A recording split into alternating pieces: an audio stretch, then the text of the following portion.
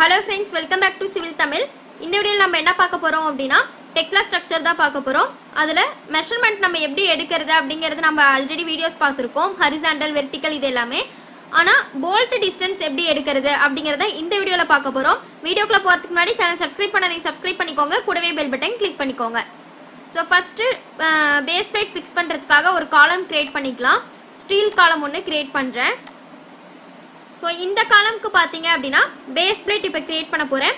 Base பிளேட்ல bolt இருக்கும். So அந்த போல்ட்டோட டிஸ்டன்ஸ் நம்ம எப்படி மெஷர் பண்றோமோ அதே ப்ரொசீஜர் தான் எல்லா போல்ட்டுக்குமே நம்ம பண்ணுவோம்.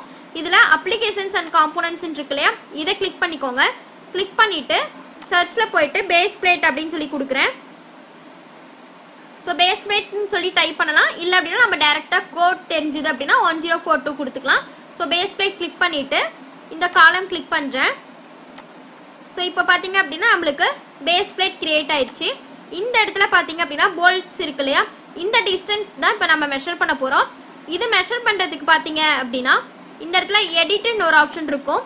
இத கிளிக் பண்ணிட்டு மெஷர் அப்படினு ஒன்னு இருக்குலையா, அதுல டவுன் ஏரோ கிளிக் பண்ணீங்க அப்படினா உங்களுக்கு லாஸ்டா போல்ட் ஸ்பேசிங் அப்படினு ஒரு ஆப்ஷன் இருக்கும். இதுல நீங்க செலக்ட் பண்ணிட்டு அந்த ஆப்ஷன் செலக்ட் பண்ணிட்டு ஆப்ஜெக்ட்டை செலக்ட் பண்ணீங்கன்னா என்ன ஆகும்னா உங்களுக்கு டோட்டலா தான் செலக்ட் ஆகும், போல்ட் மட்டும் செலக்ட் ஆகாது. அதுக்காக நம்ம என்ன பண்றோம்னு பாத்தீங்கன்னா இந்த இடத்துல கீழே பாத்தீங்க அப்படினா செலக்ட் ஆப்ஜெக்ட்ஸ் இன் காம்போனன்ட்ஸ் அப்படினு ஒரு ஆப்ஷன் இருக்கும். அதை ஆன் பண்ணிக்கோங்க. ஆன் பண்ணீங்கன்னா தான் அந்த காம்போனன்ட்ல இருக்கக்கூடிய பர்టిక్యులர் காம்போனன்ட்டை நம்ம செலக்ட் பண்ண முடியும்.